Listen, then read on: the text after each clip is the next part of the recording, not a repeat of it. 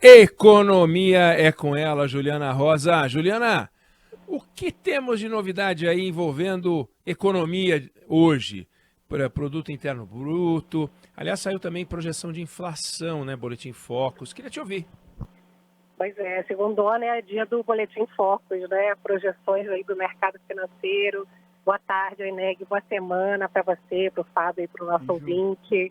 A gente tem aqui os dados, primeiro do PIB, Eneg, que eu vou destacar, porque na sexta-feira a gente falou muito sobre o PIB e a expectativa era que houvesse já uma melhora nas projeções de crescimento da economia brasileira esse ano, porque o resultado veio 3 vezes maior que o previsto.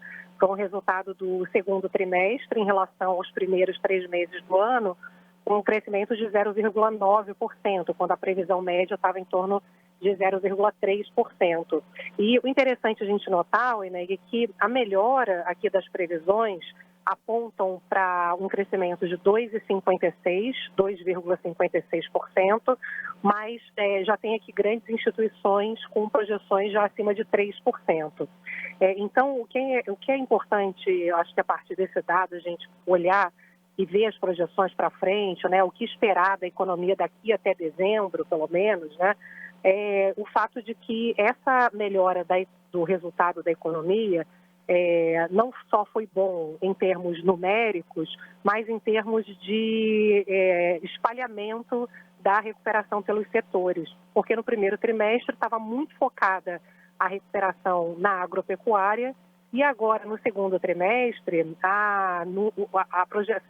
os números do segundo trimestre melhores, eles vieram espalhados. O agro continua ajudando bastante. Agora, a gente vê também a indústria crescendo, a construção civil crescendo, que é um setor que gera muito emprego, o comércio também cresceu, o setor de serviços e o consumo das famílias, que até me chamou a atenção o dado, porque foi revisado o dado do primeiro trimestre, mostrando que, embora o ritmo de consumo das famílias venha perdendo força, né, porque as pessoas estão muito endividadas, ainda assim a gente viu um crescimento acima do previsto, ou seja, você tem ali sinais de resiliência do mercado de trabalho, né, que está desacelerando de forma também mais lenta, a própria inflação de alimentos, principalmente, tem ajudado muito a dar algum alívio no orçamento, e o fato de que a gente tem as expectativas de melhora que também estão muito relacionadas ao aumento do Bolsa Família. Então, Enéio, acho que o interessante é a gente olhar as análises aqui, as projeções, e ver que a gente, de fato, colocou um viés positivo, digamos assim, daqui até o fim do ano, porque você tem aqui uma expectativa de que a economia, de fato, possa ter um rendimento melhor, pelo menos ali no último trimestre do ano, que agora é um momento onde as pessoas estão ainda pagando suas dívidas. Tem um programa Desenrola, que já ajudou aí 10 milhões de pessoas a limparem o nome, e uma expectativa de que vai melhorando ali naquele finalzinho de ano, ali outubro até dezembro, quando já tinha uma expectativa de que pudesse ser um pouco melhor, com esse alívio das dívidas, mas que agora, com esse dado de melhora agora do segundo TRI, e essa melhora agora revisada hoje para o ano, traz aí algum alento aí de que o finalzinho do ano também possa ser um pouco melhor, né? E não é uma maravilha, né? Muita gente tem questionado isso, a situação é difícil, o endividamento é alto, mas é bom lembrar que a gente começou o ano com uma expectativa de crescimento do PIB brasileiro abaixo de 1%. Estava, né, em torno de 0,7%, 0,5%, e agora a gente está com as previsões já perto dos 3%. Então, é realmente uma mudança significativa, né? Juliana, a gente tem transformações ainda para fazer, quer dizer, tem medidas para viabilizar o arcabouço fiscal, do contrário, ano que vem a gente vai ter problemas. São medidas que o governo tem que supervisionar para garantir a aprovação no Congresso. Mas também tem uma agenda, vamos dizer, de país, que independe do governo, entre as quais a reforma administrativa, que parece que está voltando como um tema de discussão. Você vê os colunistas e você vê políticos falando. Tem uma possibilidade da gente ter uma transformação que, de repente, melhora o cenário, não? Isso para a ministra do Planejamento, Simone Tebet. Eu fiz entrevista com ela na sexta-feira e ela me disse o seguinte, Oineg, que nesse primeiro momento, agora para 2024, ela disse que o foco é o reequilíbrio das contas.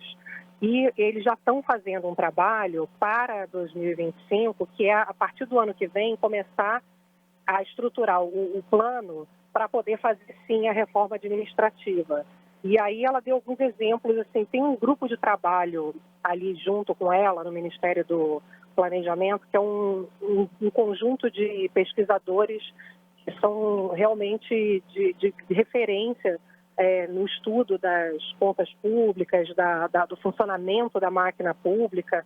Então, é bastante interessante a gente ver que, de fato, são pessoas de referência ali fazendo esse pente fino, que a gente chama, né, nas despesas públicas, para, a partir desse estudo, fazer uma proposta de reforma administrativa, de enxugamento da máquina.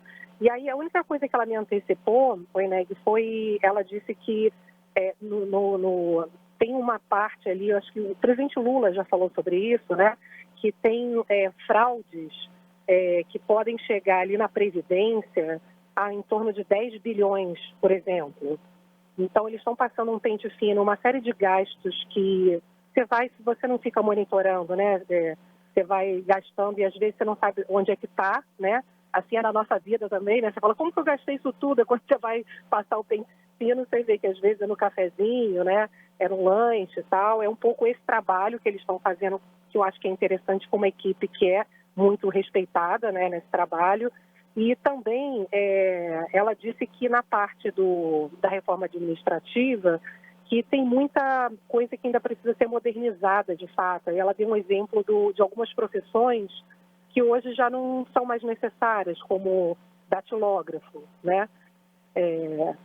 Nessa geração, né, acho que nem sabe o que é, né, Oineg, a geração o que era o datilógrafo. A gente tinha que aprender, né, datilografia. Eu nunca aprendi, curso, Juliana. Né? Eu nunca aprendi. Então você está na lista das pessoas que eu invejo. São aquelas que conseguem manusear o teclado do computador e tal, sem olhar para as teclas. Eu sou um catador de milho profissional. Com o dedo só, né? Isso, e garantindo que seja só um, eu prendo esse dedo com os outros dedos para não usar o segundo dedo. Para não digitar tudo errado, né? Mas eu achei que o que eu apurei ali foi interessante, né? E o mais importante, é claro, o desafio é tremendo, né? A gente sabe, né? Tanto do equilíbrio fiscal, quanto da questão desse pente fino e do avanço do enxugamento da máquina, da reforma administrativa. E aí eu até brinquei com a ministra, que agora há pouco tempo, ela usou uma frase, quando foi falar do reequilíbrio fiscal, que foi super mal interpretada, que ela falou assim, olha, o futuro a Deus pertence. E aí muita gente comentou, poxa, parece que, vamos ver qual é, né? Como se não tivesse, de fato, uma segurança com equilíbrio fiscal. E ela falou, não, eu falei o futuro a Deus pertence porque, enfim, tem muita coisa ainda para acontecer em termos de negociação com o Congresso. A gente tem um mínimo de segurança, mas tem muitos detalhes ali que dependem, de fato, de toda a negociação política. E ela fala que, no final da entrevista, que ela fala, olha, eu vou repetir de novo essa frase que foi polêmica, né? O futuro a Deus pertence, mas, gente, é hora de ter fé, de acreditar no Brasil, que a gente está fazendo o dever de casa e que as coisas vão acontecer. Então, o brasileiro tem que ter fé, né, Oineg? Porque, vou te falar, para a gente acordar todos os dias e levantar da cama, né, e acreditar que as coisas vão acontecer, só brasileiro mesmo, né? Sem dúvida. Só lembrando uma coisa, que no caso da Previdência Social, a gente fala das fraudes de 10 bilhões. Agora, a maior de todas as fraudes é a que o governo pratica contra as pessoas, que é atrasar as perícias e demorar para a concessão dos benefícios que as pessoas têm direito, porque com isso eles fazem caixa. Porque na medida em que eles demoram as perícias, na medida em que eles não concedem os benefícios, é dinheiro que não entra na conta da despesa do governo, né, Juliana? Então, tem uma malandragem aí também do outro lado, que a gente poderia chamar de fraude, porque ela é intencional. O governo diz que está tentando, que está se esforçando. Esse governo, o governo Bolsonaro, todos eles fazem caixa com a miséria das pessoas, com o pedido, com o apelo das pessoas em torno de um direito indiscutível que elas têm. eles adiam a perícia, Juliana. Isso é dinheiro, isso é política fiscal que os caras estão fazendo em cima de gente que precisa. É desonesto, Juliana. Você não acha, não? Isso não pode acontecer mesmo, né? O importante é colocar luz sobre isso, que isso já tem acontecido há um tempão absurdo. A pessoa tem direito, entra na fila do INSS para pedir aposentadoria e fica lá esperando o resto da vida, né? Não dá. A pessoa justamente trabalhou a vida inteira para ter esse direito, né? Então é isso, né? A gente tem que confiar, mas tem que cobrar também que essa fila ande, né? Porque senão a gente só contabiliza o 10 bi que eles vão cortar, mas e os tantos dezenas de bi que eles estão adiando para colocar para dentro também como despesa, que eles não estão colocando. Mas vamos acompanhar. Juliana Rosa, Economia com você. Amanhã a gente volta a falar. Valeu, beijão. Até amanhã, beijão.